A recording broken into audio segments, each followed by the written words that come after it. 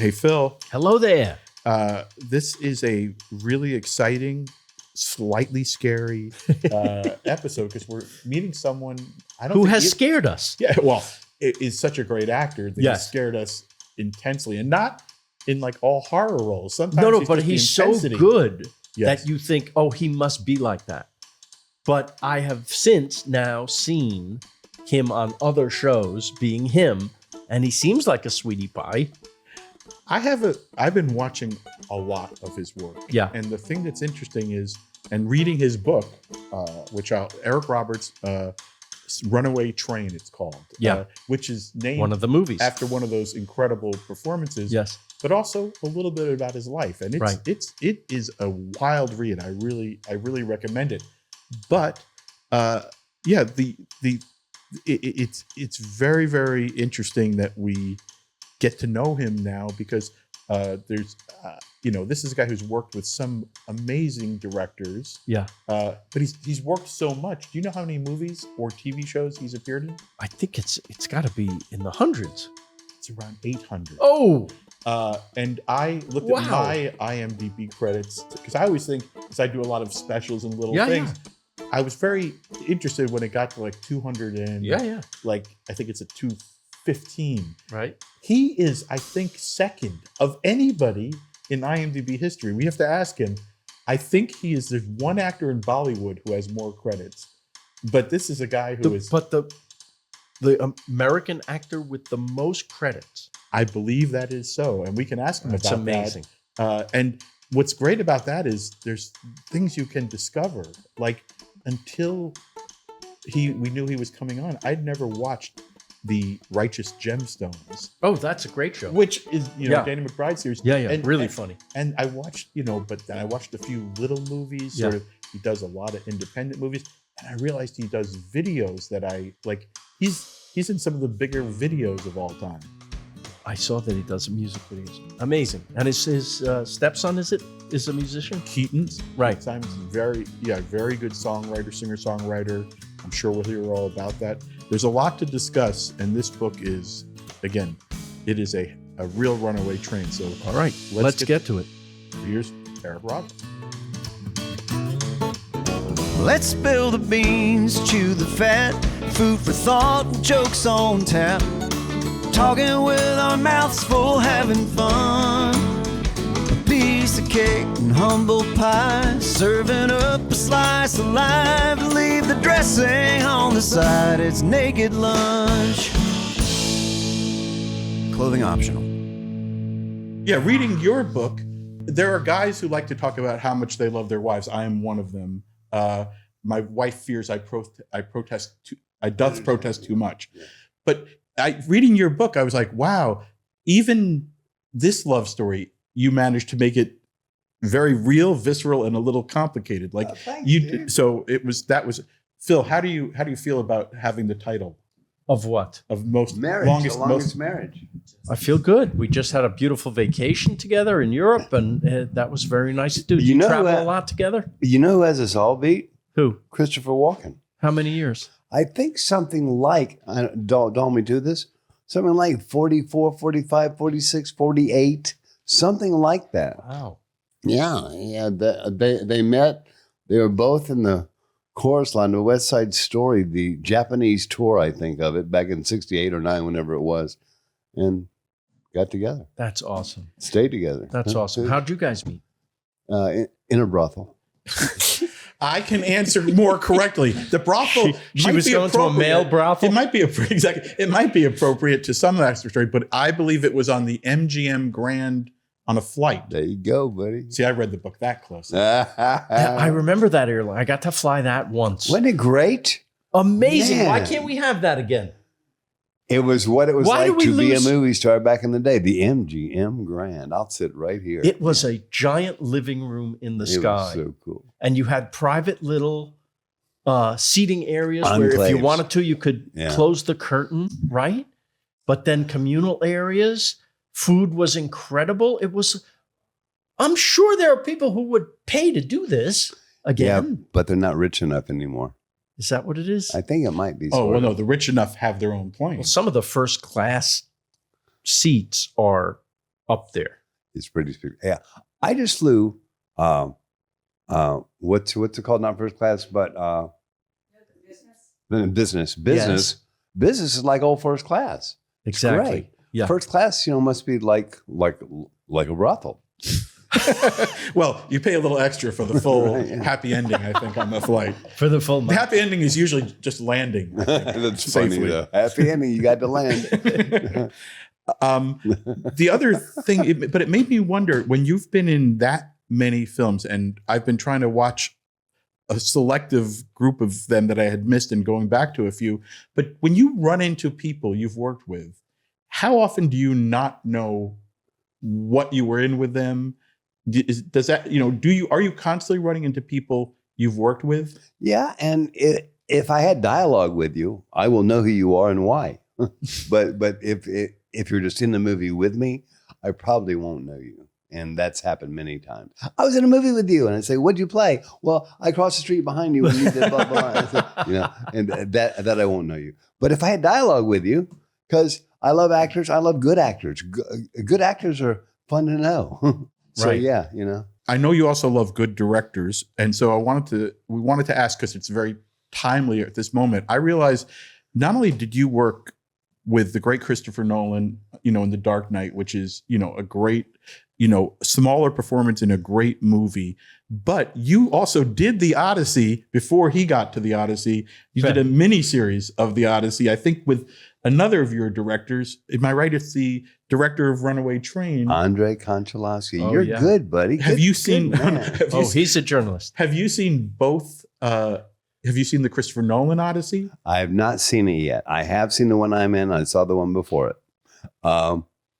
Yeah, it's a shame because Chris Nolan is the filmmaker of our time. He will make the movie of the Odyssey, and it's a shame because I was being viewed by all the high school kids who didn't want to read the book, and now they'll all watch his.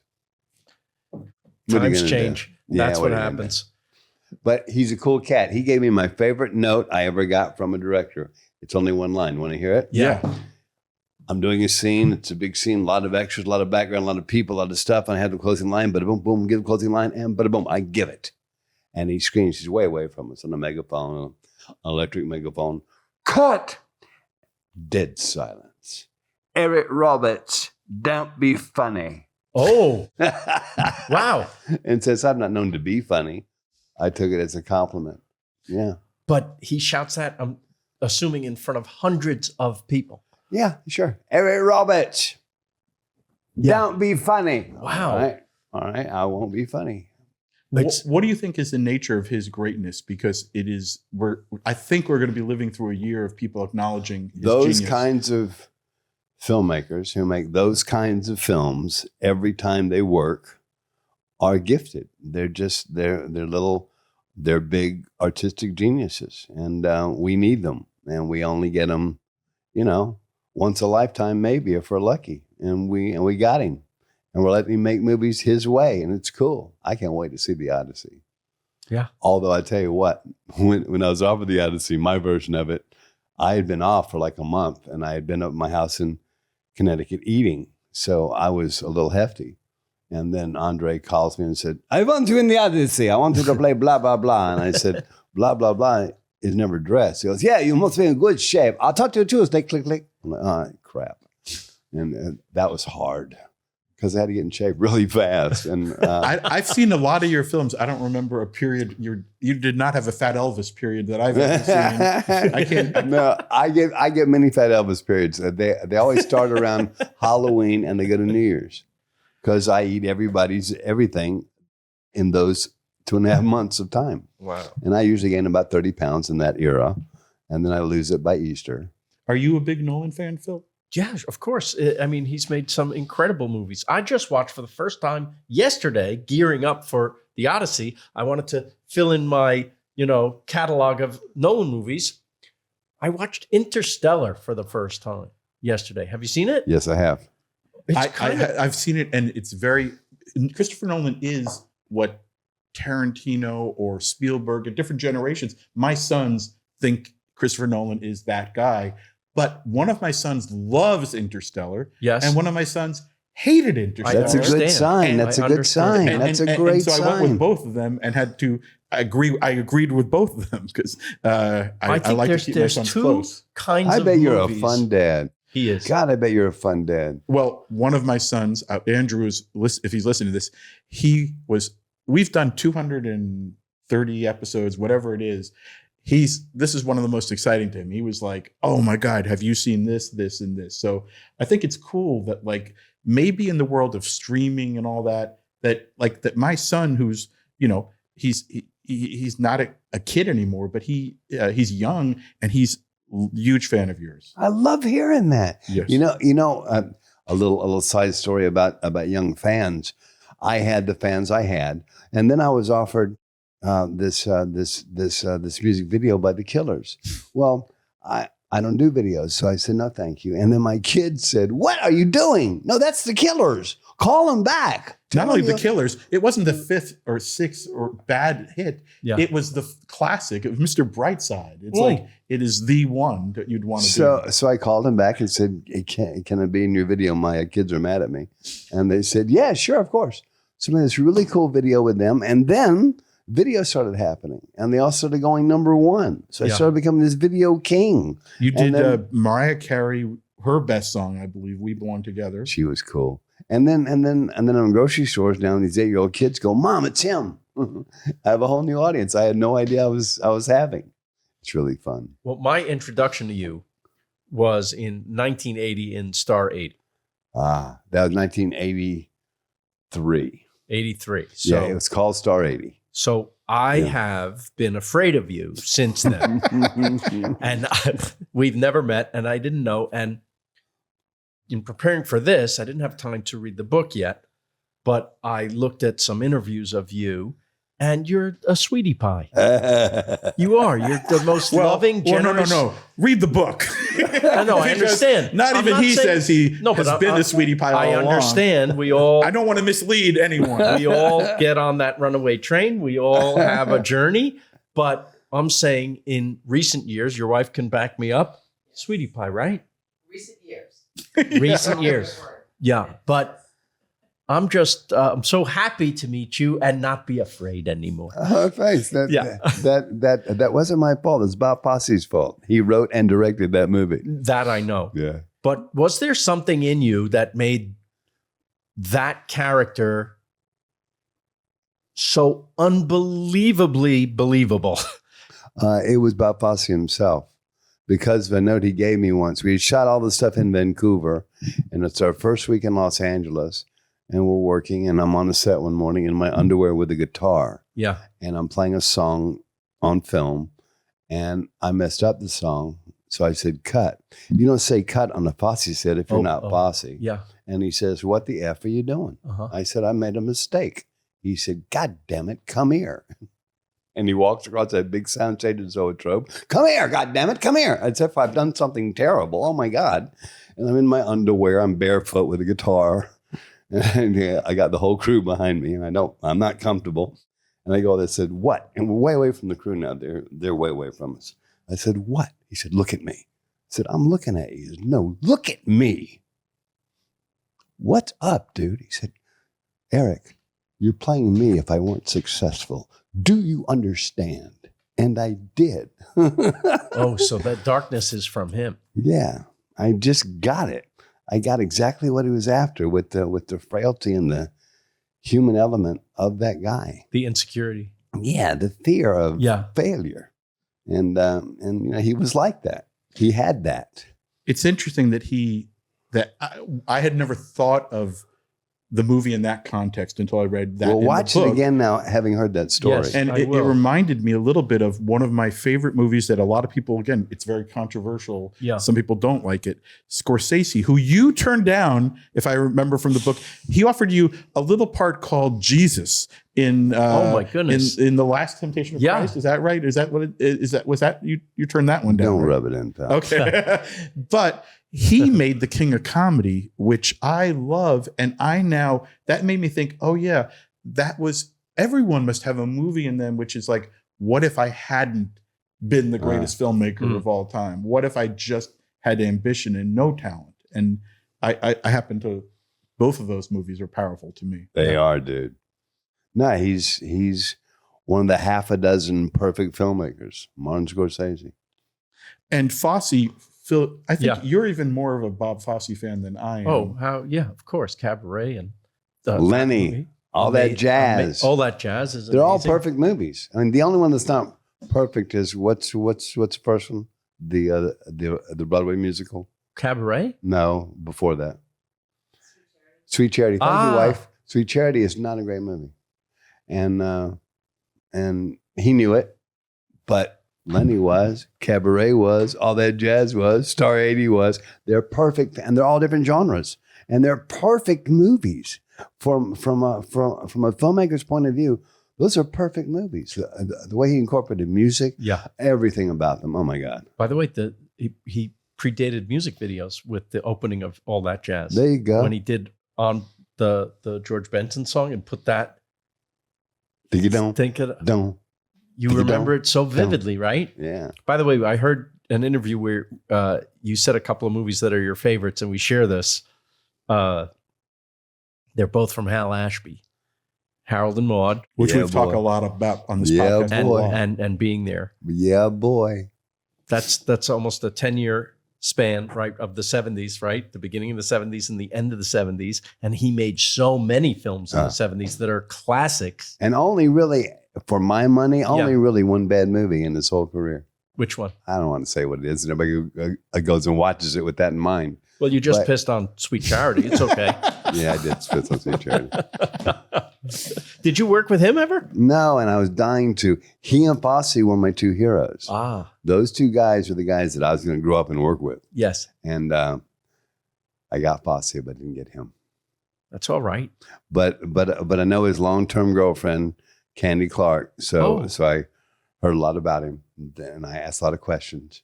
And I was just a groupie for him. What a filmmaker. And could also bounce around to every genre. And what a guy. Yeah. What a talent. Yeah, one of my favorites. Yeah. I think did you show Harold and Maude in your movie night not that many years ago? Yeah. I went back to watch it. I remember that time. And it's one of those movies I'm always afraid because it's so singular and peculiar. I don't want the magic of it to ever wear off. It works every time. Every time. No matter how old you are, which I've discovered, because I go back to it. Yes. The first time I saw it, I was probably 17. I'm old now. And I watch it probably once every 3 years just to get moved again. Because it's so moving. Oh my, trouble. It's beautiful. Oh, trouble, can't you see? Yeah. Oh my God. It's very interesting. You're singing the Cat Stevens. The songs from that are unbelievable. One of the great scores ever. One of the most unusual conversations I ever had was when Yusuf Islam, Cat Stevens, came back to music. I was the one asked to go to London and have his first conversation outside of the religious community. It was his first sort of re-entry into Good for you. What music. year is this? This would have been 2000. And I know this because after we had this conversation, which I'll tell you about, then when 9/11 happened, we were the writers of the America Tribute to Heroes telethon, which was on all the networks. We together wrote a statement about tolerance towards Muslims. And I had won in 2001, earlier in the year, the Muslim Public Policy Award with Yusuf Islam, a Jewish, and the nice Jewish boy at the Muzzies, as I called them, the Muslim Awards. But during that conversation, I remember saying, one of my favorite songs is "If You Want to Sing Out, Sing Out." You know, that's just so beautiful. And he goes, "Yeah, I don't know about the message of it." And I'm like, "Oh." And he was again coming out of a very sort of, I think, a much more restricted lifestyle. And we had a debate on freedom. And I was saying that song expresses such a huge universal sense of freedom to be yourself. And he was like, well, and we had a debate about it. And it was the beginning of an ongoing sort of, I want to have him on the podcast for that reason. But I think that music is some of the best music ever written. Yeah, I mean, that's how I feel too. Maybe you're right, maybe you're wrong. that song, maybe you're right, maybe you're wrong. Oh my God, his stuff is so, it's endlessly perfect. Every time you hear it, you go, oh yeah, that song. Now, Bud Cort, who was the Harold in that movie, Did you ever work with him, considering you were both in a lot of movies? He's in a movie with me, but we're not in it together. Runaway Train. Oh. He's in the control room. That's right. And that was one of my fantasies come true, to work with Bud Cort. Even though I didn't work with him, we're in the same movie. And I met him. I've hung out with him. He's a great cat. He's really normal and sweet. And he's in one of my 2 or 3 favorite movies ever made. Was Runaway Train a very difficult movie to make? Dude, it was work. It was like going to work. It was like going to a construction grueling job physical every work. day. Well, yeah. And, here's the thing. I want to tell you a story. Yeah, please. So 1982, I'm making Star 80. And Bob Fosse says to me, now these tough thugs hang out this window. I want your face when they hang out the window, so I want you to do the stunt. Will you do it for me? I said, sure. Okay. It's 35 stories up. I said, okay. Okay. Yeah, okay. I got stunt man. They had me roped off. Fine. I do the stunt. They pull me back in. I threw up on myself. I mean, and it's in the movie. I threw up on myself. It's real vomit. I threw up on myself. I thought he screamed cut, but he didn't. So I played it, and it's in the movie. Anyway, what's the reason for this story, Eliza? Oh, yeah, stunt. So they say he's going to hang out this window 35 stories up. We're going to have his face. And they say, wait a minute. No, Eric Roberts can't do that. He's not a stuntman. And Fosse says, well, make him a stuntman because I want the shot. Now, Fosse had just won Best Director, Best Picture, all that jazz, blah, blah, a couple of years before. So he was kind of a little local mini god. So you get what he wanted. And he wanted my face in the shot 35 stories up. So they bring this guy and he swears me in as a stuntman. Kind of, okay, you're a stuntman. So they hang me out the window. They point back in, I throw up, it's in the movie, blah, blah, blah. Okay, so I'm a stuntman. So I started doing my own stunts because I think I'm cool, right? I'm young and dumb. Anyway, so I do all kinds, and I learned how to roll over cars when they hit you. I learned all kinds of cool stuff from other stuntmen. I learned all kinds of cool stuff. And I'm a stuntman, and I'm very proud of it. And I'm very cocky about it. And then I'm on Runaway Train behind John's stunt double. We're roped off, and we're doing about 40 miles an hour at night in the cold. And the train, and I slip about this much. And I realized, the train's going, and I realized, damn, I could be dead. And I realized I'm not a stuntman. I'm not a stuntman. I'm a scared human being. But when you're in that situation, aren't you getting, like, we hear about terrible accidents that happen? Aren't you getting every kind of safety briefing about every little tiny thing that could go wrong? And I give those guys all the credit in the world. Yeah. They're on their jobs and they do especially Runaway Train. That was a stunt-riddled movie. And those guys were honest. They were so cool. But that's when I stopped doing stunts because I realized I'm not a stuntman. I'm an actor, dude. And you realize in the middle of the film, so some of the movie is you and some of it isn't you? Yeah, I like broke ice in the freezing water on a dive. That was my stunt. I did a lot of stuff that was like, what? He did that? But I realized I shouldn't be doing any of it. I just realized this is dumb. How do you explain Tom Cruise?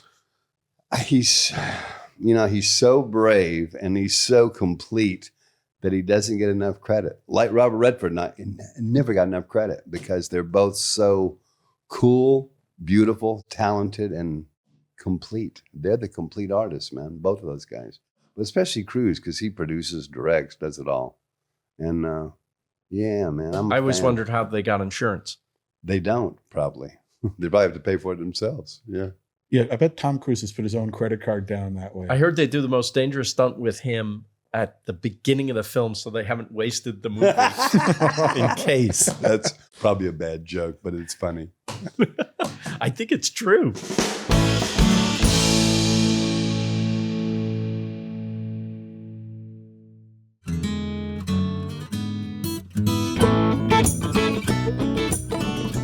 Around the age of 7, I began to know that I would pursue acting as my life's profession. I sensed that it meant I would be remembered if I were good enough. The simple, stark fear of being forgotten mapped my course toward acting. Acting, really good acting, would always be remembered.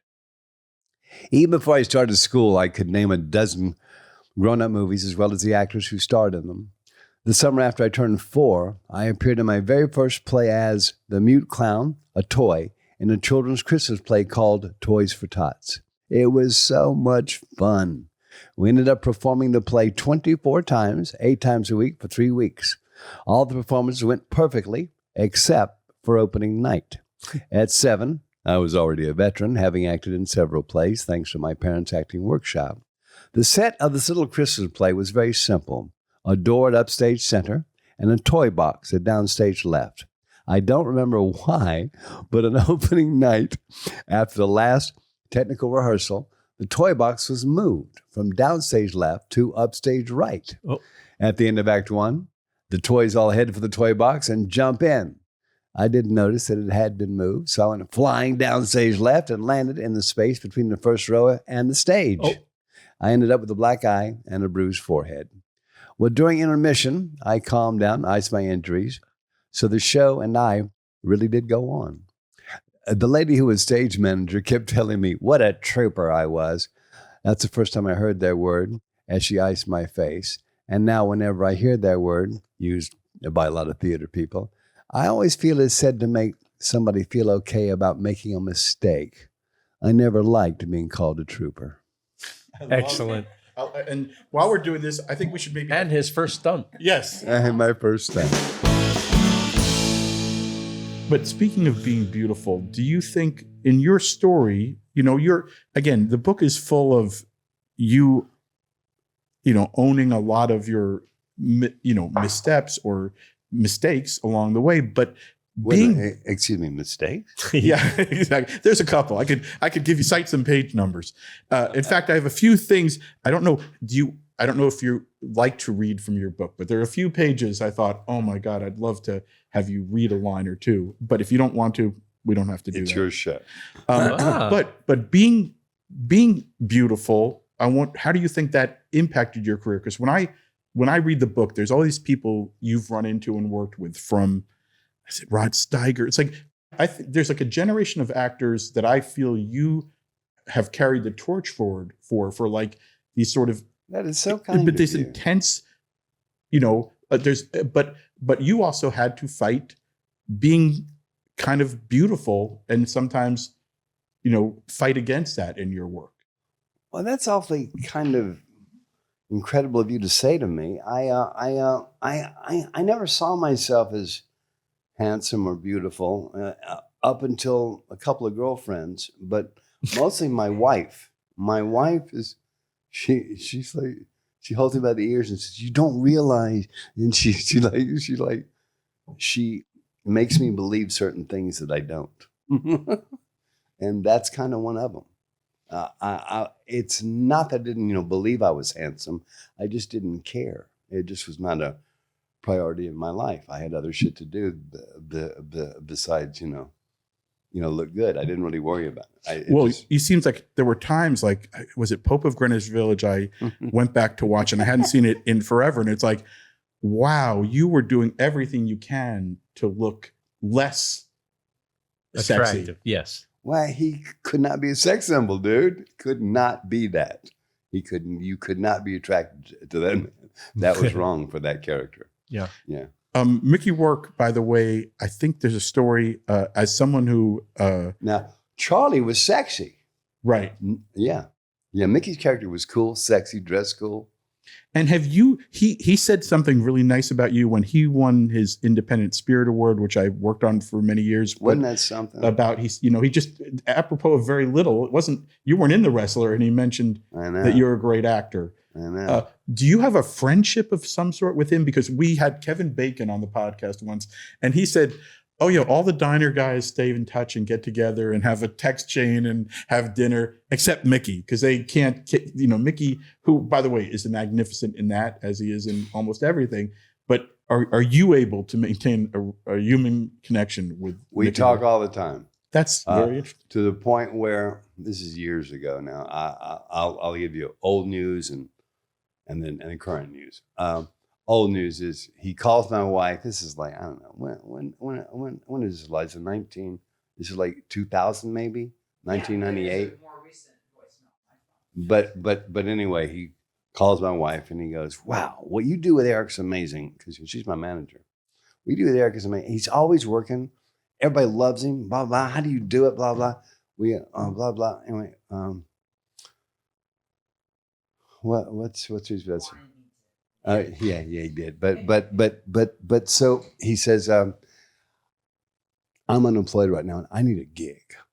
So she says to me, are there any jobs that you think he could do in this movie you're about to do? I said, yeah, there is. There's one scene where this guy does blah, blah, blah, blah. And it's a good part. Let's offer it to Mickey. She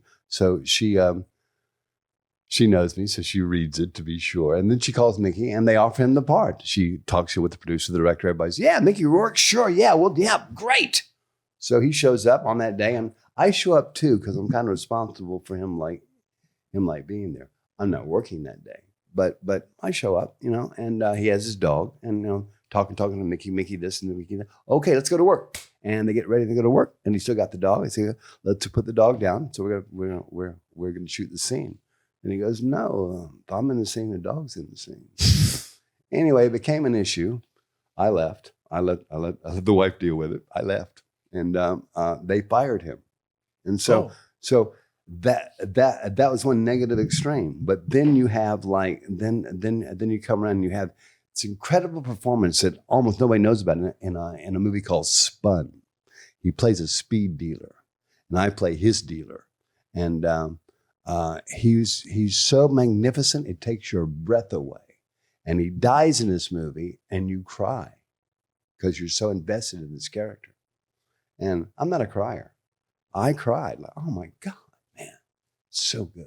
One of the most amazing stories in the book to me was because we're both deer hunter fans. I think that's safe to say. One shot. I don't know much about Cimino, but what was the story that Michael Cimino asked you to resign from a movie? No. You're overlapping stories. Okay. Here's what it is. Well, I was on speed when I read the book, so okay. It's understandable. January 1983, I'm sent a book and a script, The Pope of Greenwich Village by Vinnie Patrick and the script. I read them both. I'm in Connecticut. I read them both. I like them both. I call the producers and they say, pick apart Paulie or Charlie. I call the producers. I say, I'm going to pick Paulie. They say, we wanted you to pick Charlie. I said, why? I said, because he's handsome, he's leading man, he's cool, blah, blah, blah. We thought that would be your next step in moviedom, would be that kind of character.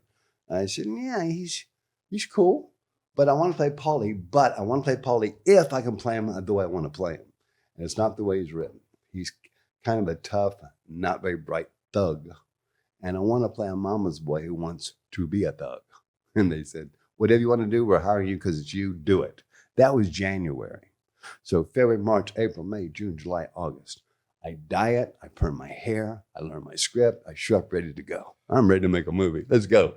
And the then director, we have 5 days of rehearsal. After the third day of rehearsal, the then director says to me, will you stay after and talk to me? I said, sure.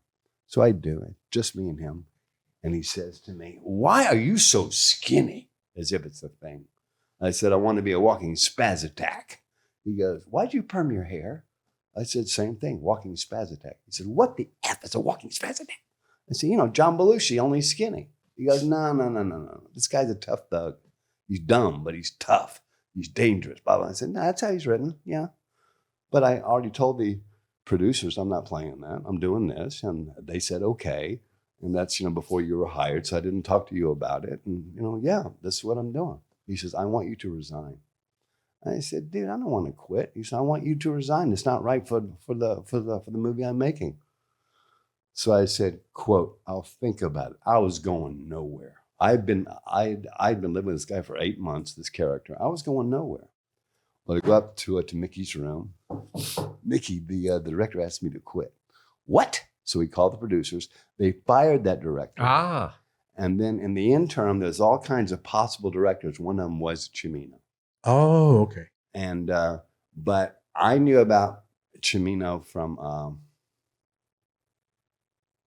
what's that Western? Heaven's Gate. My neighbor and old dear friend, Chris Walken, worked on that movie for like 9 months or 10 months, 11 months, and forever. And he was also my neighbor at the time. So I heard all about Cimino, and bad, good, and indifferent. Mostly great, but heard all about Cimino from Chris, and who by the way, he loves Mike Cimino.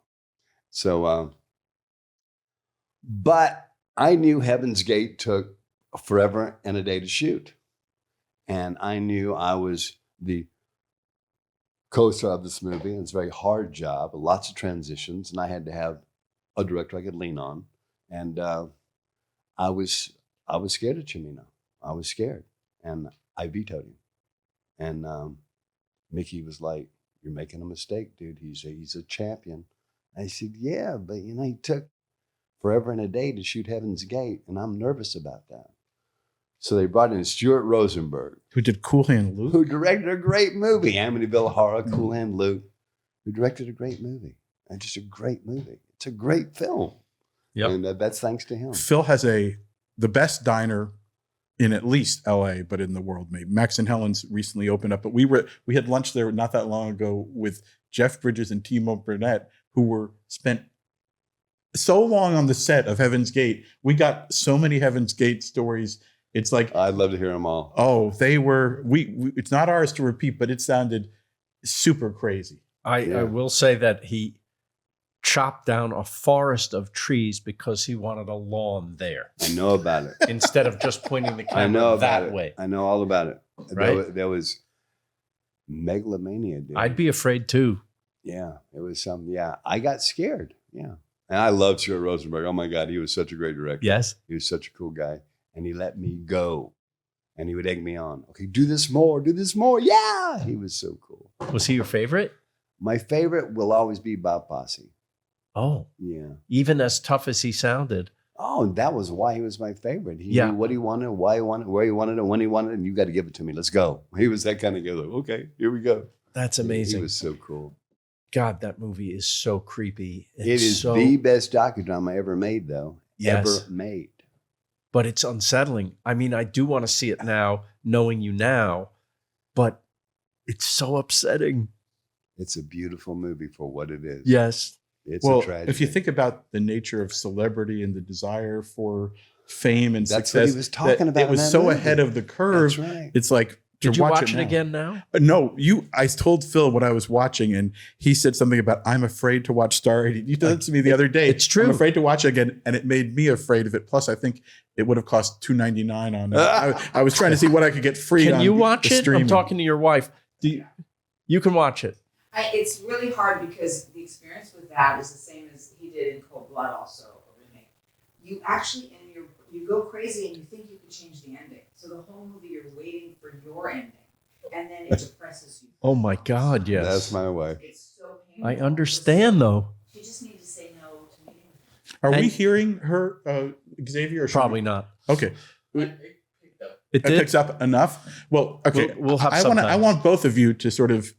This is a big question. Another one of the movies we've talked about a lot, including like basically a whole episode with Tim Matheson, Yeah. is Animal House, which Yeah. is your lives. Like, for those who don't know, Eric's wife is not only a gifted actress, Bring that but chair and come over here. Yeah, Yeah, come just over. come on over. Why not? Yes, Yeah, of course. Xavier, will you help us? Thank you, Xavier. That's a closer chair. All right. Come on, wife. we'll put the microphone in between us. You'll be. No, we got another one. Here Well, we go. maybe they know where to put everything. Here we go. Let's move this mic in between us. There we go. So I can hook up another one. Would you like me to just hook up another I think we can share one. If we right? can share a mic, it'll be easier. Yeah, Yeah. so then I'll just put this. Hey, wife. Hi there, honey. Oh, Now, sweet. we wanted to talk about the fact that you're in addition to being married almost as long as Phil, that's an achievement enough. Reading the book to be married to Eric Roberts and is amazing enough, both because of his amazing talent, but also because this is Runaway Train story that you somehow managed to get on a track. But just a little bit, can you just tell us a little bit about like when you guys met, was it right around the time of Animal House? Is that correct? Oh no. No, that's not when we met. But the irony is that I was also in A Star Is Born, directed by Frank Pearson, and it was the exact same. That there's time. kids, that's a Barbara Streisand, Chris Christopherson version. Yes, I remember there was that. one. Sure. Yes. Yeah. and that's when Eric was doing King of the Gypsies with, and we were and Frank Pearson wrote and directed That Star Is Born, and he also wrote and directed my first movie, which was his next movie after A Star Is Born. Yes, and Frank always talked to me about Eric. So that's decades before we actually met. But I did Animal House around when you did Gypsies. Yeah. I was pregnant with Keaton. It was 1977. It was a year before. And by the way, that's Keaton, who is now a very gifted singer-songwriter. I was listening to some of his stuff on the way over here. Just, amazing. Well, And Cat Stevens, he was mentioning. He usually mentions Keaton and Cat Stevens at the same time. Oh, And I have a great story that's an overlap about Animal House and me. Doug Kenny, who wrote Animal House, was dating Catherine Walker, who I was doing a play with at the Public Theater. So we got to know each other. And he asked me about myself, and I would tell him stuff. And I told him a story that my father had told me about a man named Ron Shuey. And it was about a horse in a private school. They got into somebody's room and they gave it a trank shot to calm it down, and it died. And then rigor mortis set in over the weekend. They had to call the kennel ration people to come chop it up to get it out. And I told Doug that story. That ended up in Animal House in another form. oh my God. Yeah, but he would ask me all the time, tell me that horse story again. And I'll tell him the horse story again. Anyway, it ended up in the movie. I never got credit for it, but Only he would see that. But I also would that should be in a comedy. That story. Only he. Yeah. Would, yeah. But I also would always tell the story as if it happened to me. I loved seeing his name in the book because my first job out of college was at Esquire magazine, where there was a story. I think I might have been one of the first things I ever helped edit. But it was a story on Doug because he's a mysterious figure. Yes. Now that because he was so young when the world lost him. Yeah. But what a genius he was. How old was he? 35-ish? 32, I think. 33? That sounds right. Really a baby. Yeah, he was a kid. But in that time, he was a big part of National Lampoon, a big part of it's Caddyshack and Animal House. Yeah. Like a few of the Of better comedies of all time. Yeah. Yeah. That whole group of people, Landis and everybody, it was inevitable. I mean, they were like that when they were 11. John was kicked out of Oakwood High School. Where our kids went. Yeah. Oh, okay. And Keaton went there too. And I went there. Yes. It's so funny. This is an unofficial Oakwood podcast. It is, totally. But John was just making 8mm stop action films at his mom's house in his underwear. And you just knew. I mean, and that whole group of guys, it was just this genius. Kentucky Fried Movie. Yes. Led directly to Animal House. Yeah. Right? Schlock. I was in Schlock, which was when I was 17. Which today I was listening to some other podcast and I heard a story that Johnny Carson loved that movie and invited John Landis on and raved about it. And I'm like, that seems so.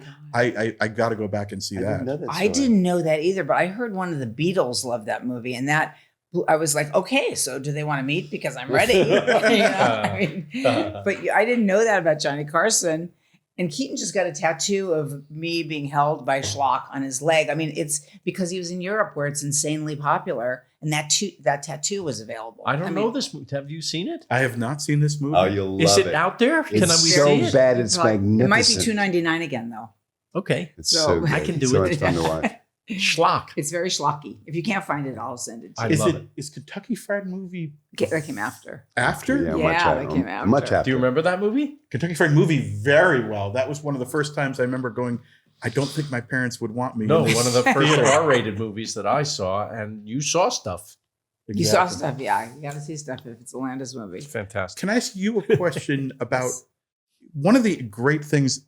A lot of times, the beginning of a book is weak and the end of a book is weak, and you get in the middle of the part you give a shit about. That's Yes. I skip through a lot of actors' childhoods because it's like it's some We same do variation too. on mommy. It was Well, I bad. badmouth that right away in the beginning of the book. Yeah, Yeah. absolutely. Yours, I wanted before I forget, Phil. You'll get to this, but Yeah. like one of the greatest. We had Peter Wolf from Jay Gosbin. I don't know if you know him, but Of course we know him. His book is amazing because there's the people he met. The stories. It's like Zelig or something. He literally had Marilyn Monroe and Arthur Miller next to him in a movie as a kid, a little kid, when I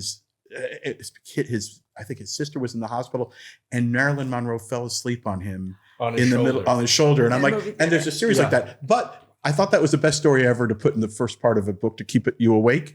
The amazing thing is your 10th birthday. Can you tell Phil, who I think helped cut your birthday cake? Well, the King children, every one of them, Yoki, Marty, Dexter, and Bunny were in my dad's acting school because it was the integrated acting school. That's why Coretta, their mom, brought them all over one day. Oh, the King children. The King children. You mean Martin Luther King? Martin Luther King Jr. Yeah, his family. So okay. And we were doing a play at the Stone Mountain Plantation setup about the Old South and Uncle Remus stuff, and it was my birthday. And after the show that day, they had a birthday party for me, and Martin Luther King Jr. cut my birthday cake. Come on. Yeah, and I grew up with Yoki. I mean, went to high school together. When we did everything together, and we were close. In fact, we were going to make a movie. Yeah. We had talked about it. We were going to make an independent film before there were independent films to talk about. We we're going to do one together, and we're talking about who we're going to get to write it. And she died on me. Oh, and but you have a memory, because almost no one I know and very few people you have a memory of Dr. Martin Luther King, like as a human being, because he is as a cool cat. That's what I imagine. I was a little boy. He was a cool cat to me. He was just really cool, and he always just smiled. He was always had this gorgeous big ass white smile. He's always giving, and it was always so like, wow, he's so nice. That's how you felt when he looked at you. Yeah, and I was a little boy, so he was really cool to me. It's amazing. Yeah, he was a neat man. Yeah. So were all his kids. Bunny now runs, Ebenezer Baptist Church, and we lost Dexter, we lost Yoki. And growing up a lot in the South, I guess, do you think? Again, you did not have an easy childhood, and that's part of the book. Everybody's got their story, but it's how you recover that either makes you valuable or not, But I will say that one thing, again, something I think about a lot. I grew up with parents who didn't teach me and taught me the most embarrassing form of stupidity was racism. And I do think growing up in the American South, when you grew up, that's one thing you did. It does seem you were blessed not to be the child of a lot of stupid ideas about race. But my family, my father's father, even though he married a woman of mixed blood, she was at least half Indian, but he was a racist, and he hated Jews. I mean, he was effed up, and I knew from being a very little boy that he was wrong about his whole understanding of people, and because of his language. And so he taught me as much or more about what I ended up being as my father and Yoki and Marty and Dexter and Bunny did, because, he was extreme and he was not cool. Cautionary tale. Yeah, sometimes we learn from Thank you. Yeah. Yeah. Absolutely. Yeah, it's very important to learn what not to do. Yes. And he taught it well. Yes, right.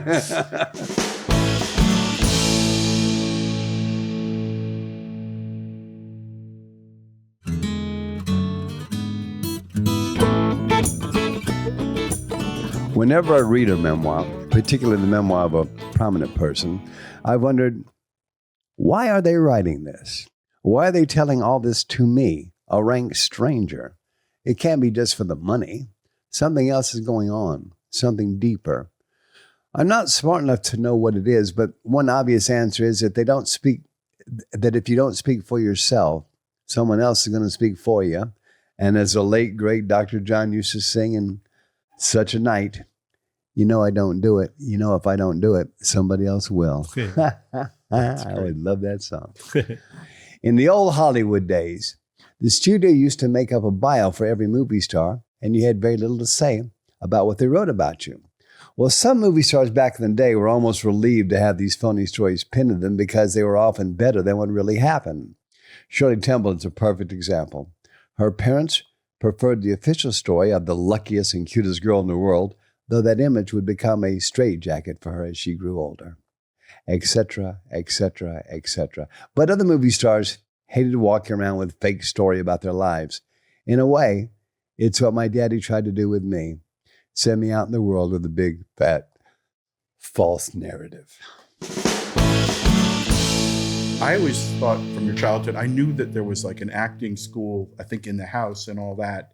I didn't realize that was just a fleeting sort of period and that wasn't your whole childhood. But do you think, because you're now... It was from the time I was 4 till I was 17. That's when that existed. And do you give that any credit for how... Who was the acting family teacher? business? Both parents? Both parents. Ah, so you learned from them, and they Mostly dad, but both parents. but they wanted you to be an actor? No, I wanted to be an actor. Here's what happened to me. Yeah. When I was a little boy, 3 and 4 years old, I had a terrible stutter. But, he stutters, okay. Then you start school, and I was in a very good school, Arlen Woods, across from Emory University, very good private school. It's a very good school they put me in. And, everybody goes around the room and you read a paragraph or a sentence every each one, And they come to me and I would have real trouble with it, blah, blah, blah. I never would laugh. It would be horrible. But then I discovered something. If I counted the people and I counted the lines and I learned mine, I could speak it without stuttering if I memorized it. Ah. So I'd count everybody, count the line. And I'd always learn like maybe line before it, line after it, because somebody messes up, blah, blah. I was on it. It was my mission. And then I learned that on my own in school. And I took it home to my dad. Dad, I didn't stutter today because, and I would tell him about it. And so acting became what to do. And the memorization, which is for many of us, the hardest part of doing a part, came naturally to you. I just got lucky. I got lucky because I had an adult who listened to me. And most kids aren't really listened to by adults. And I was. And so I got saved to some degree.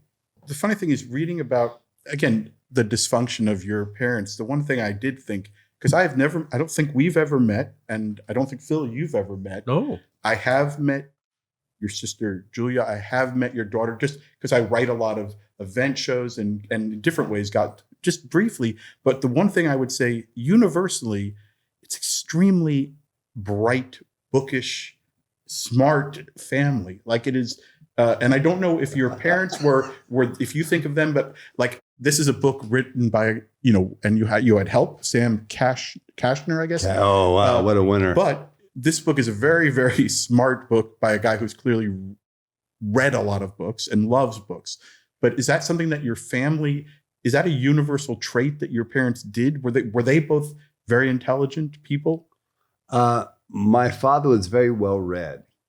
They were both not the sharpest tools in the shed, but they were both not stupid. They both had great politics, and they're both very progressive. My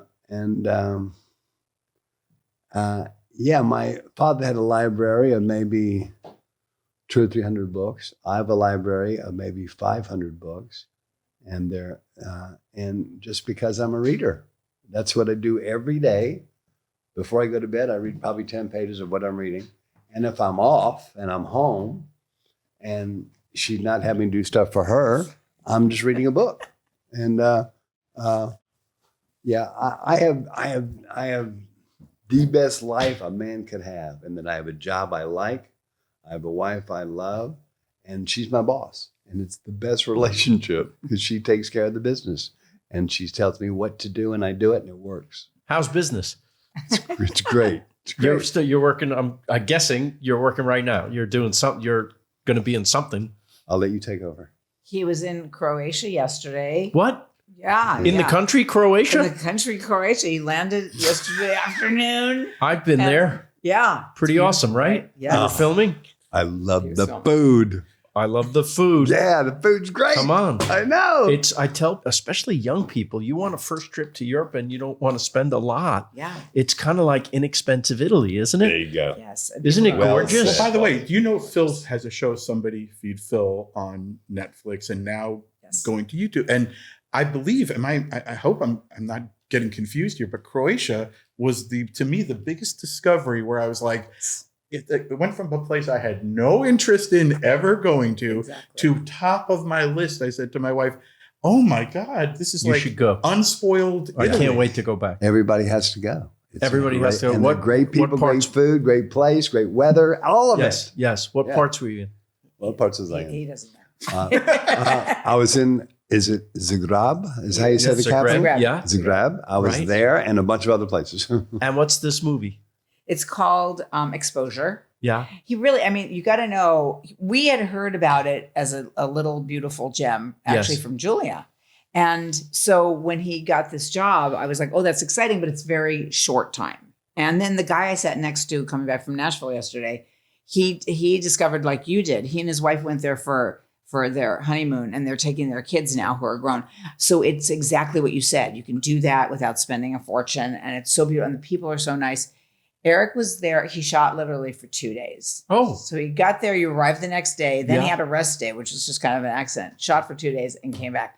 That's how crazy the work is. Well, rest day is important, especially if you're having a long Rest is flight over very there, important. right? Yeah, If but you ever look at traveled him now, like 7,000 he's- miles, yeah. he landed from there yesterday. And one of your people, when we were setting this up, was like, really, can he do this? He just came back from Croatia. I'm like, I don't know how he does it, but he does it. Look at him. It's like It's didn't amazing. even happen. One of the things about the back part of the book, again, another part where sometimes that's it's only the middle is good. Yes. The end was great to me because it had a real truth about show business today, Yeah. and something that's really that people don't talk about, how the money has changed, how the business is shifting, and the fact your work schedule.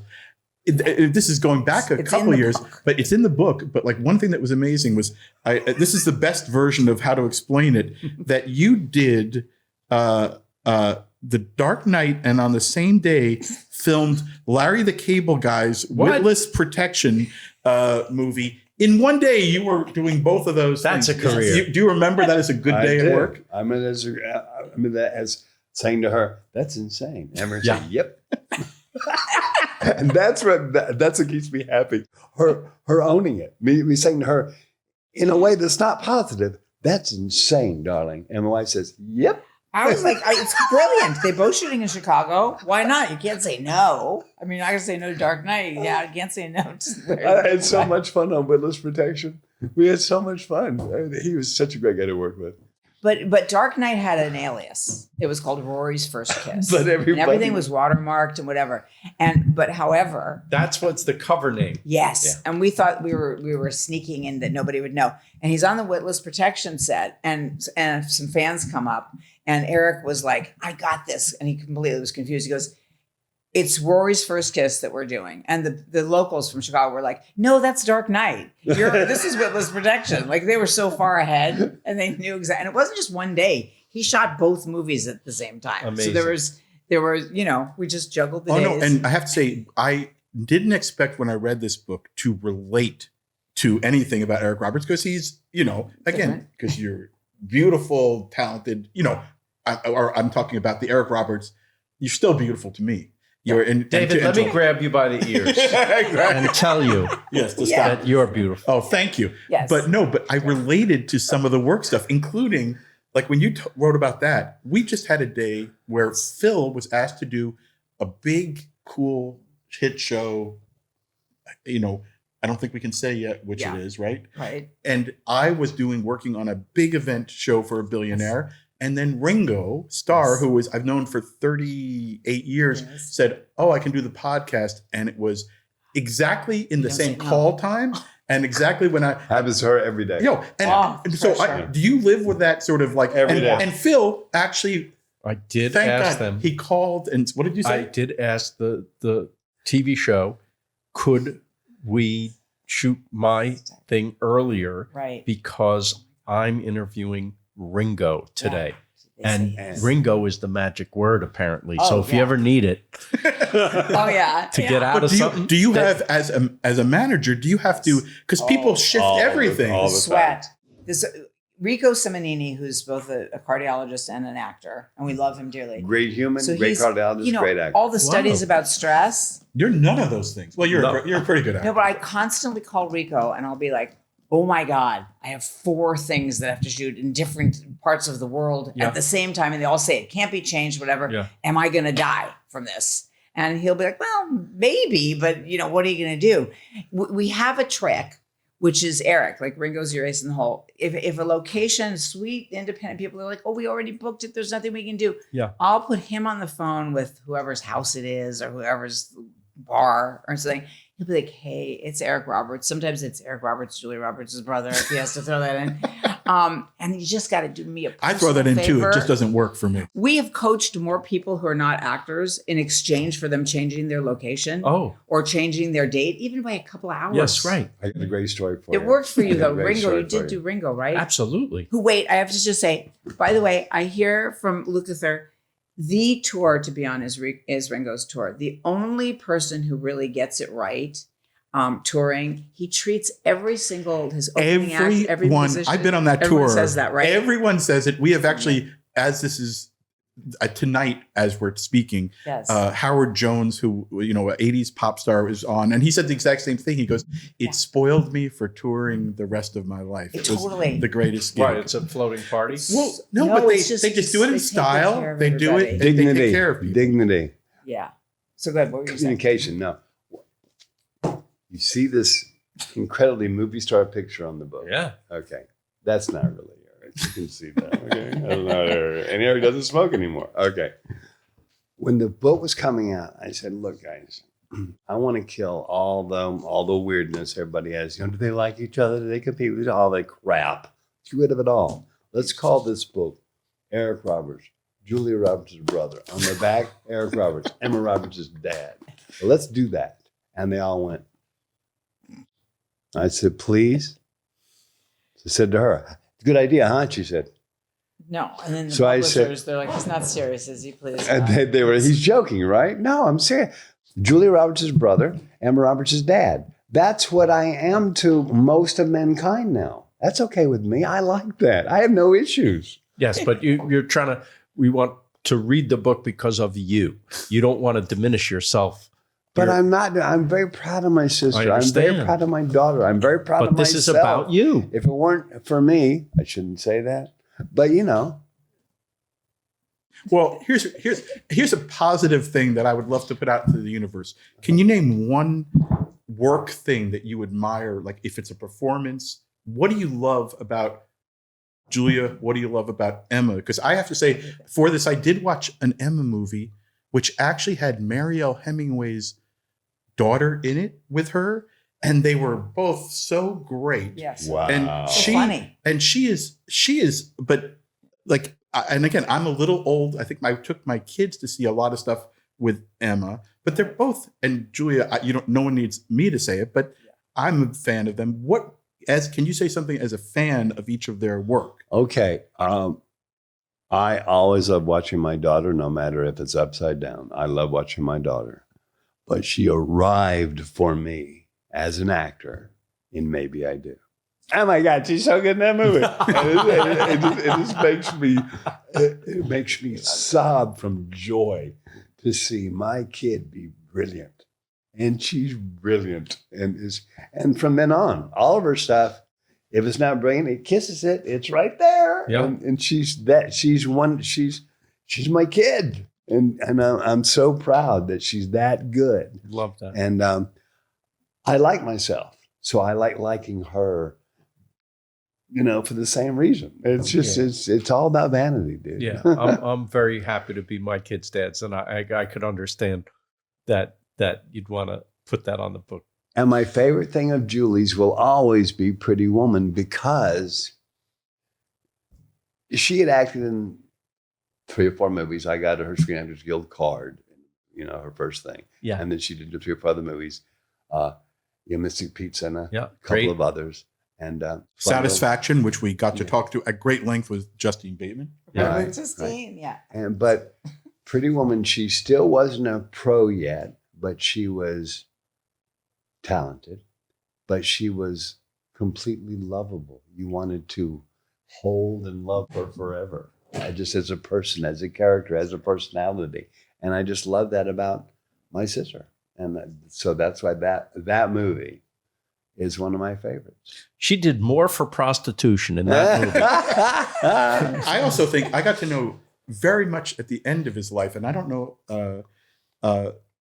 if you had the same experience, but Gary Marshall, I got to know him just a he little was a bit. lovely human. And I just think, loved him a how lot. He did was a great make friend. That movie, it's so I know. interesting. It's such a like and like bringing like the sort of comic know-how. I wonder if into you could do story. that today. That subject matter. That subject, yeah, probably not. No, It's not that. It I don't doesn't think watch so. it, which is I think Me Too would kill it. Absolutely. Yeah. But you know what it can't kill is lunch. From Phil. Talk about our lunch. Well, Where we is it love from? our lunch because these are our friends at Lorenzo, which makes some of the best sandwiches and salads in Thank you, this David. city. There's some extras in there for the long wait. You said Oh, that's very Aw. sweet. Let's take a little break, open it up.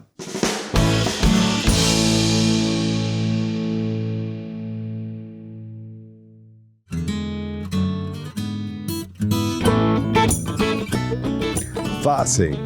He was a horse of a different color. In fact, he was more like a pantomime horse made up of two different people inside the same animal.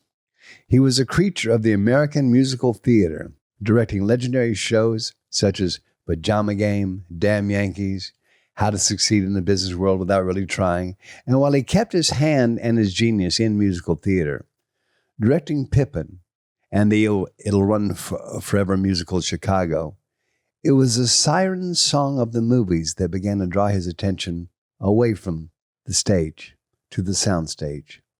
He brilliantly directed Cabaret and Lenny, about the great and deeply troubled comedian Lenny Bruce, and All That Jazz, which was a kind of Fosse forever dream about his own career. As a young man, I would have traded a few years of my life to have been in a Bob Fosse movie of any kind, or a Hal Ashby film. Though Hal Ashby and I never came together, when I heard that Fosse was doing that movie called Star 80, the tragic story that I first read when it appeared in the cover of the Village Voice in November 1980, I wanted in.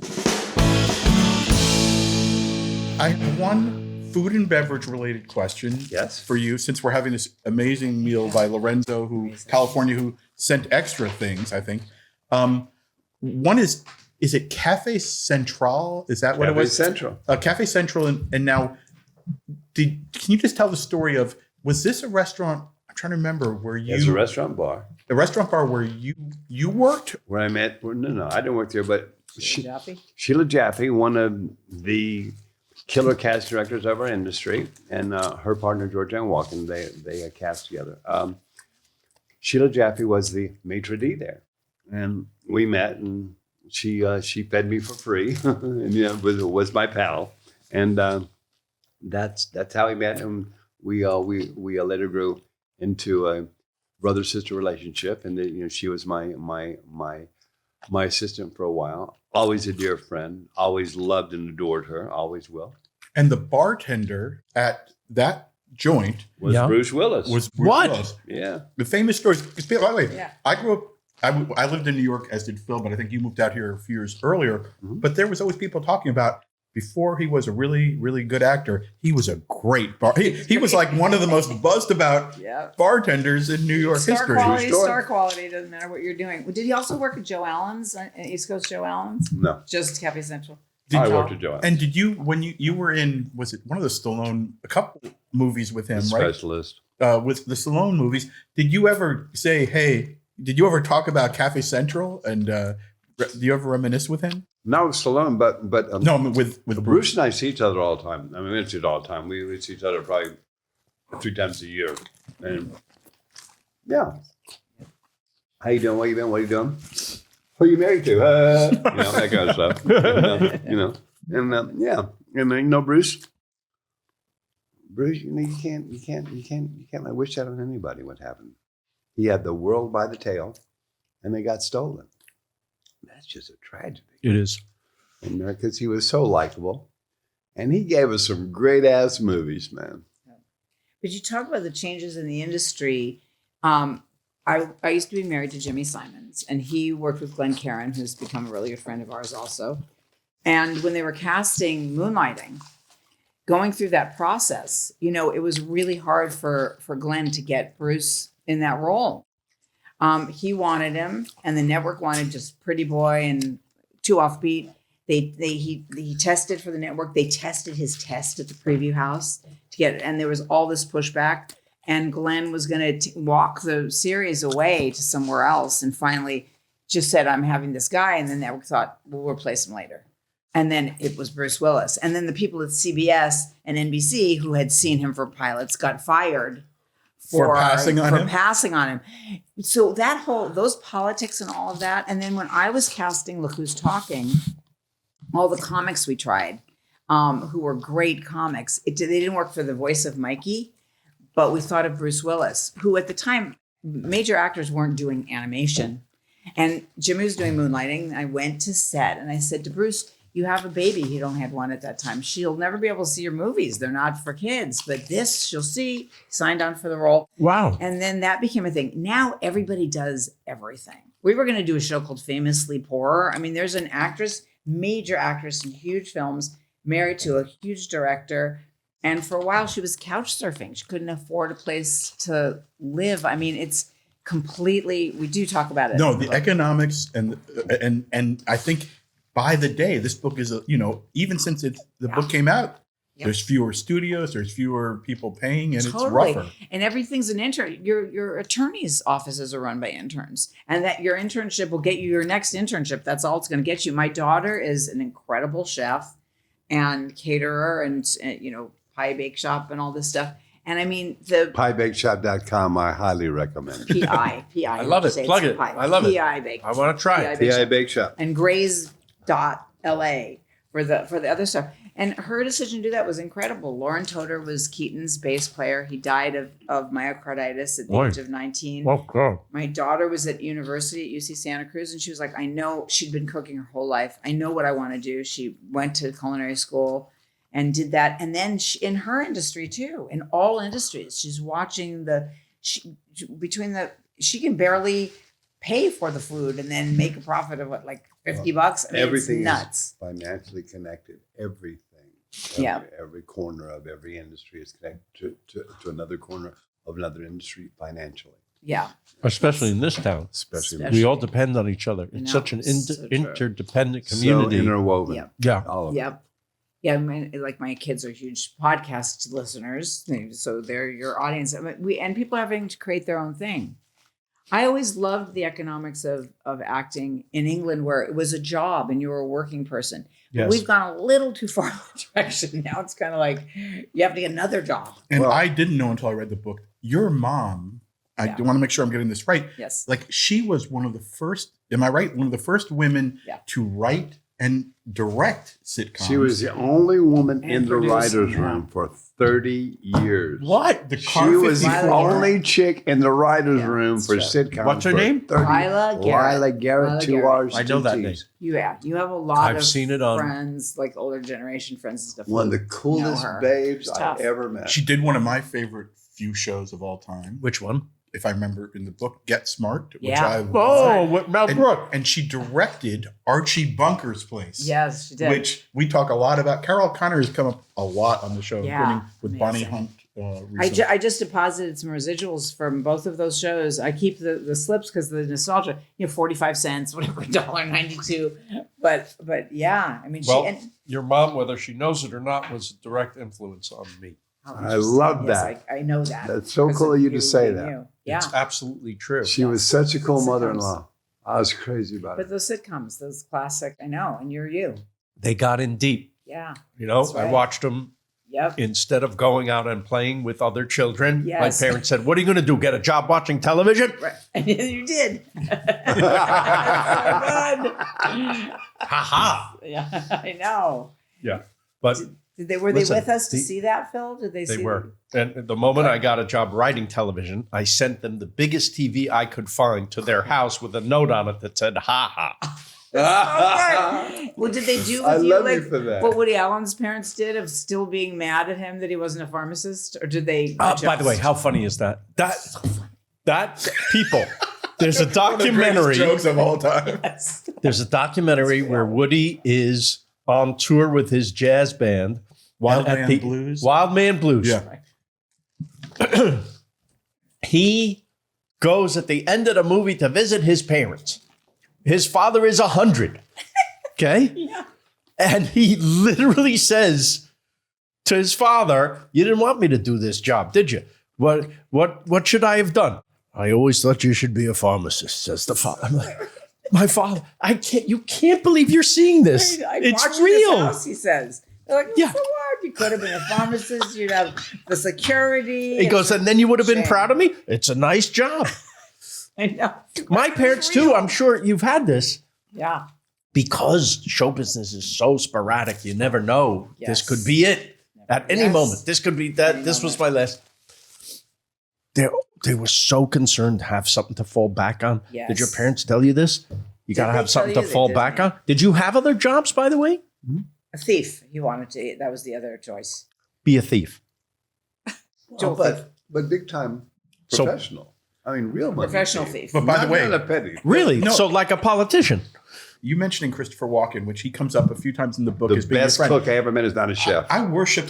Are you a fan? I know you must. Who be a huge isn't? fan. Okay, I think Christopher Walken. Even I think about Pennies from Heaven. That dancing scene is one of the greatest things Unbelievable. I've ever seen. But I don't He know was if a you know dancer. this. But I don't know if Such you a know good this. dancer. I had one of my girlfriends lived in Astoria, Queens when I lived in New York, and I That's went to where a he's bakery from. once. That's And it was his dad's called bakery. Walken's. And I walked in, and I think there were 3 guys who looked exactly like Christopher Walken, his brothers. Ronnie, they ran a great Chris bakery. and Glenn. Oh, I couldn't Well, believe that's it. a sketch. They should all talk like him when they're It was, Yes. it was. I saw that sketch. It was true. And I don't know. Did you ever go to Walken's Bakery? Many times. It was Wow. great. Where is it? Great. It was in Astoria. Queens. It's closed. I looked it up because I wanted to go back. It I does was not born in exist. Queens. It does not exist anymore. You were in Flushing or where? I was born in Jamaica.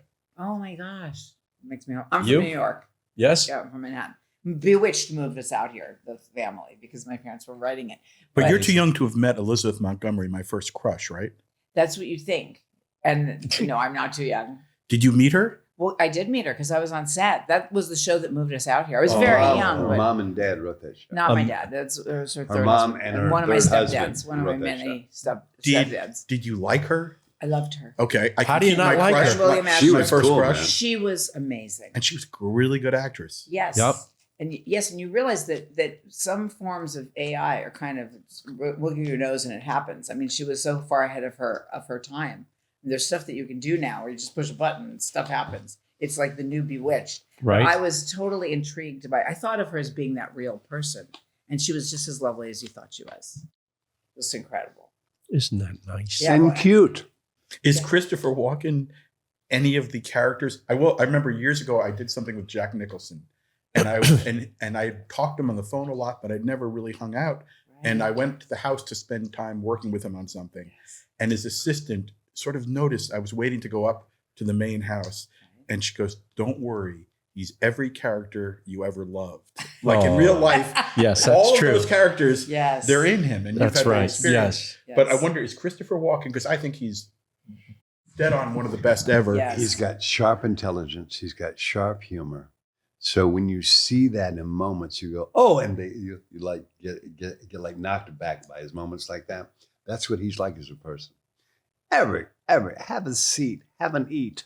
Let's drink. Oh, And yeah, Well, he did one of the endorsements or whatever in On the back of the book. Great. Yeah, he was nice to me. Yeah, no, But he he was my neighbor for 30 years. But he doesn't do email. He doesn't do text. He has a hard line, and you write things and mail them. So there was quite an exchange with Tony Howard, his agent, and with Chris to get all that happening, get it in the book. So he's a sweetheart. and one of the best ever hosts or guests of SNL ever. And then Cowbell. The More greatest cowbell. sketch of all time. More cowbell. Yeah, God. all that. And the Unbelievable. dancing. I mean, like, and then also And, America's and also in a Sweethearts. great video. Yes. What's that called? You were talked about earlier. Yes. Well, no. Yes. Pennies from Heaven, but what are you talking about? Oh no, there's also a Famous music video. video. a Yeah. music video he Yes, did that was I know amazing. that he was so great at. Spectacular. And then in America's Sweethearts, do you remember the role he played in America's Sweethearts? Yeah. You have to see it again. He played Okay. this crazy director. I mean, he's absolutely brilliant, even in things where you know Throwaway shit. people aren't He's knowing brilliant. about it. And You made me, when you told the Fosse story, you made me think of this great movie. I'll bet you like it, called The Stuntman with Peter O'Toole, It's a great movie. right? yes, I'm not. What do you say? I'm not an actor. I'm a. Oh, that's my favorite year. I'm not an actor. I'm a movie star. Yeah, right. So what are you talking stuntman? I'm confused. It's called the Stuntman. O'Toole plays a director who puts the stuntmen's lives in danger because he doesn't care. Yeah. Oh, you have to see this. I love this movie. You got to see this movie. You're going to love this movie. I can't wait. It's going to remind you of people you've worked with. Cool. Yes. Even I can handle it. Yes. I hope that this is okay with task in front of you. But one of the other people who you brought alive for me was the first movie I remember. Yes, my mother was a teacher before she had me, and I remember seeing Up the Down Staircase. Oh, I saw that. And I don't know, it was and I thought Sandy Dennis. Yes. And I recently went to see this movie, The Invite. Have you seen it while you've been traveling the world? The Invite, the Olivia Wilde movie? Yeah, I saw it. Yeah, okay. Very good. Okay. It reminded me of seeing the first time in college when I saw Who's Afraid of Virginia Woolf. Yes. And Sandy Dennis. I thought of that movie too when I watched it. Yeah. I have to go back, but was she as brilliant a human as she was a talent? So moved right now. Yeah, she was really special. She was really smart. She was really sweet. She was a lot like in her approach to work. Her approach to me, it's kind of similar. And she was not as, for me, as versatile an actor as this one is, but the stuff she could do was monumental. And she was one of the nicest people I've ever known, but a little pointless in her kindness like this. What kind of ended our relationship was this. We've been together almost 5 years. And it was a hot and heavy relationship, but we lived separately because when I met her, she had 35 cats. After 5 years of more rescues, she had over 100. She lived on about 8 acres at a big mansion. So it was not gross, but it was prevalent always. So I had an idea. We're going to start an animal shelter, call it Sandy Dennis's Pussy Palace. We're going to rescue all the cats we can. We'll keep 5-8 cats. I can't see why that idea didn't take off. Yeah, we'll like keep 5 or 8 cats, but this always smelling cats is of no interest to me. And I love you. I want to live with you. I live down the street, but I want to live with you and have a life with you. And I'm living with 100 cats. And so you got to make a choice. And she chose the cats. And years later, I said to a very good friend of hers and mine, who I'll leave nameless because he doesn't want to be brought up here. I said to him, why did that happen, dude? He said, Eric, she knew you would eventually leave her. You were a child. She was a middle-aged woman. She goes, you weren't going to stay with her. I said, yeah, I was mad about it. I asked her to marry me. He said, yeah, you're romantic. You're an idiot. He said, it wasn't going to last. And she knew it. Now, I don't believe him. To this day, I think had it gone the other way, it would have worked fine for at least up till her. But, it was going to be fine. But you were never going to get past the cats. No, I wasn't. Sandy would be turning 90 now. Yeah. You think she might have been right. But I often think, as much as it's hard, this business for men, I often think about the women who I thought were amazing watching movies in the 70s. We talk about the 70s a lot, and how almost no one ever talks. And that's why I loved hearing about her, because there is a generation of women, and I think of there's Susan Anspach, there was Karen Black, there was Melinda Dillon. There's the women who were in Catherine Harold, Catherine Ross. These women who were in some of the greatest movies of all time. Yes. But no one talks about them. And even I love Quentin Tarantino's theater here, but a lot of the revivals even are based around men's careers. Yeah, and it's like the women, it's just very, and so I think I don't know if my kids know who Sandy Dennis is. Yeah. And so that's why I love that you wrote about But they don't know people from 10 years ago. That's just true. Because everything is updated every second. So there's so many choices of things to watch. They don't have time for history. Well, Sandy Dennis in 1964, when she won the Oscar for Who's Afraid of Virginia Woolf, was at Frankie and Johnny's in New York after being on Broadway, and some place doing on Broadway. After the play every night, she go to Frankie and Johnny's. And she got there just in time to hear her name announced. And they say, hey, you won an Oscar. And 1964, Frankie and Johnny's, which is no more. It was a steakhouse forever in New York. And it is no more. So she wasn't at the Oscars to accept her Oscar? Nah, she was like, It's in the book. It's, yeah. You can see it on YouTube. All right, we're gonna look for you in Croatia in that movie. Anything else you want to tell us about before?